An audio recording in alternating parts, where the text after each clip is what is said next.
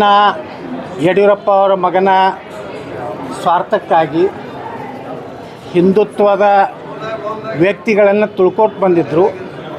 ಇವತ್ತು ನನ್ನನ್ನು ಸಹ ಹಠ ಹಿಡಿದು ಯಡಿಯೂರಪ್ಪ ಮತ್ತು ವಿಜಯೇಂದ್ರ ಕೂಡಿ ರಾಜಕೀಯವಾಗಿ ತಾನು ತಮ್ಮ ಕುಟುಂಬಕ್ಕೆ ವಂಶ ಪಾರಂಪರ್ಯ ಮುಂದುವರಿಬೇಕು. ಈ ರಾಜ್ಯದಲ್ಲಿ ಯಡಿಯೂರಪ್ಪ ನಂತರ ವಿಜಯೇಂದ್ರ ನಂತರ ಅವನ ಮಗನ ನಂತರ ಅವನ ಮಗ, ಈ ಸಂಸ್ಕೃತಿ ತರಬೇಕಂತ ಹೇಳಿ ಇವತ್ತು ಈ ರೀತಿ ನಮ್ಮನ್ನೆಲ್ಲ ತುಳಿಯುವಂಥ ಕೆಲಸ ನಾಡಿನಲ್ಲಿ ನಡೆದಿದೆ. ನಾವು ಇನ್ನೂ ಆದ್ರೂ ಹೈಕಮಾಂಡಿಗೆ ವಿನಂತಿಪೂರ್ವಕ ಕೇಳ್ಕೋದೇನೆಂದರೆ, ನೀವು ವಂಶ ಪಾರಂಪರ್ಯ ವಿರೋಧ ಇದ್ದೀರಿ, ಭ್ರಷ್ಟಾಚಾರದ ವಿರೋಧ ಇದ್ದೀರಿ, ವೈರಿ ಪಕ್ಷಗಳ ಜೊತೆಗೆ ಹೊಂದಾಣಿಕೆ ಇದ್ದೀರಿ ಅನ್ನೋಂಥ ನಾಯಕರನ್ನ ತೆಗೆದು ಹಾಕದೇ ಇದ್ದರೆ ರಾಜ್ಯದ ಜನ ಭಾರತೀಯ ಜನತಾ ಪಾರ್ಟಿ ಮೇಲಿನ ವಿಶ್ವಾಸ ಹೋಗ್ತದೆ.